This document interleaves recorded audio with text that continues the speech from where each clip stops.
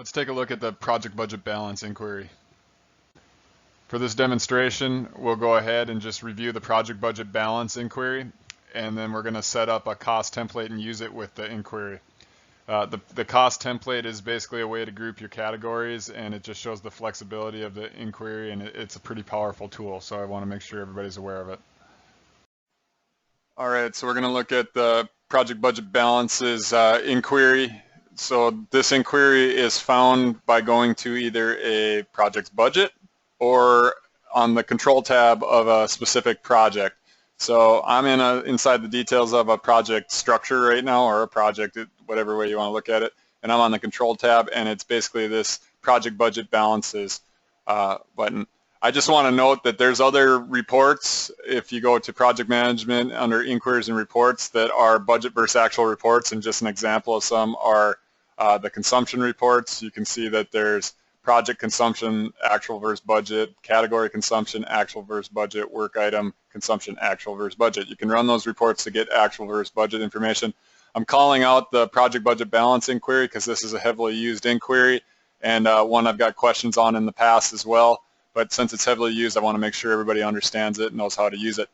So what we're going to do is go take a look at it first. So I'll just click the project budget balances option, and you can see when we come in here, it's showing us, if you have a hierarchy, which I do, it's going to show your hierarchy on the left side of the screen, and you can get a roll up basically at the top level of your hierarchy, or you can get a budget versus actual at each sub project level if you want. So if I click sub 1, you can see that it breaks it down to each sub project as well. But if I click on that hierarchy, and this includes sub project toggle is marked yes, you'll get a roll up of all your subs, which is pretty cool. So if we look at the different columns, the first one's the type, and the type really reflects which group by value you have defined, and we'll come back to that. Then we have your original budget, what your approved budget is at, how much of your budget have you consumed, and what is left of your budget, which is the remaining budget field. Then we have commitments. So if you're using the committed cost functionality, which we'll talk about in a subsequent module, basically the committed cost is any commitments that you have made to purchase something or labor that hasn't been posted or anything like that. So we can think of this, first of all, you can toggle what you want to track for committed costs in the system through the project parameters, but you can think of it as a timesheet that hasn't been submitted and approved. So it's basically the time's been entered, but it hasn't been posted yet, basically. Or a journal that's been, all the lines have been entered but not posted. A purchase order that's been confirmed but hasn't been received and invoiced yet. But anyways, this inquiry can show all your committed costs as well. If you have any revisions, it will show an approved revision amount, an unapproved revision amount, and then carry forward. And carry forward is basically any budget from last year that you're carrying forward into the current year for long-running projects. So you can break this report down in multiple different ways by adjusting the group by value. And right now we're grouping by transaction type. So I just have a generic budget put in place that spans a few of the transaction types, and you can see if I explode further into the hour transaction type, it shows you the category level as well. But it's when you pick the group by, it's basically how it's summarizing your category budget amounts. So you can see at the expense level, I have flights and meals, and the combined total of all the flights and meals is $5,800 for an approved budget, or $58,000 for an approved budget. So you can adjust this, and we'll just look at them. Category group is the next one. So remember, to create a category, you have to have a group first. So it will break things down or summarize by your group level, your category group level as well. So you can see that I've used the travel group, and flights and meals fall under that. Project item, which is our subcontracting item category. And then we have project, which is our labor category for any external project work. So ERP dev and project management. Then cost template will glaze over, and we'll go into category. Category, you can just get a category breakdown. One thing to note, though, is if you're not budgeting for specific categories and you actually consume actuals, they're not going to show up in this report. So for instance, we have the consulting category, right? So if I go and post consulting hours, it's not going to show that consume budget of $10,000 for the actuals that I posted versus a $0 budget. It doesn't show that. You actually have to budget for that amount first to get it to show up in this report, and then the actuals will show up after you post them once your budget's approved. So you have to plan accordingly if you want to use this. So if you want to see specific categories for stuff that you actually don't have a budget for, you can put them in your budget as a 0 value. All right, so the final way to group by is by cost template. And cost template is very cool. I've actually used this on multiple implementations where we want to group your budgeted amounts by a specific way. And in the previous versions, there wasn't the functionality there is on the AXRTW for the role functionality, where you can assign a role to a specific user.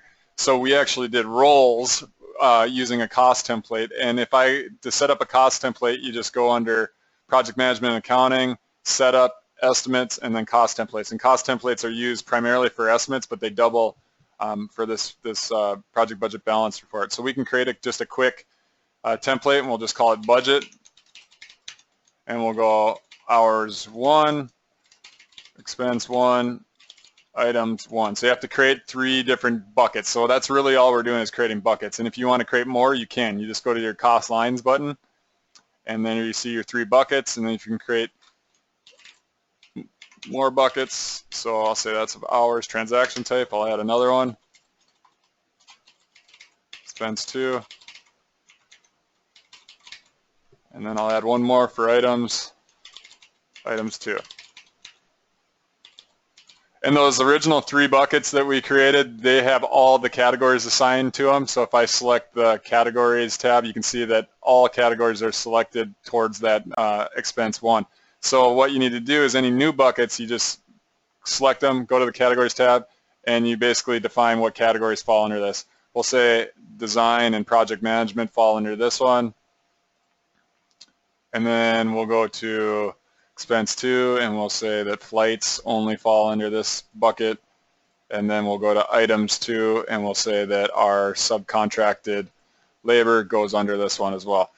So now if we go back to our project,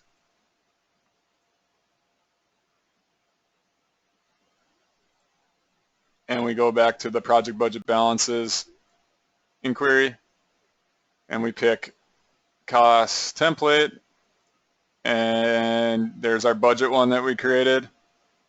And I'm not going to mess with the filter, and I didn't talk about this yet, but you can filter the budgeted amounts by project to date, so basically the date the project was created to today's date, current year, which is self-explanatory, or a custom range as well, and you can define the date range to, and then once you have your date range in place, just hit that. But when you pick your cost template, you basically, now you should see the breakdown that we created. So you can see expense 1, expense 2, hours 1, hours 2, items 2, but we don't see items 1 because we didn't budget for anything in the items 1 cost, or there's no categories that have budgeted amounts in the items 2 cost line. So it's not going to show up on this report.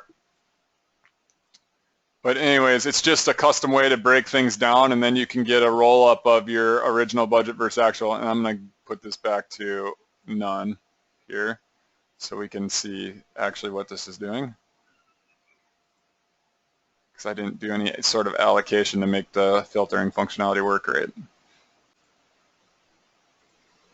But yeah, I just wanted to show you this inquiry in a little more detail, and then show how you can make it work towards your business requirements using the cost templates, and just hopefully everybody understands it a little better as well. And I guess one final thing, if you look at the bottom, it's kind of hidden down here, but you have the amounts, and it's showing you the total amounts from a cost perspective, and if you want to look at percentages too, you can. It shows the original target profit, revised target profit, etc. So don't forget about that information around your net performance. All right, thank you.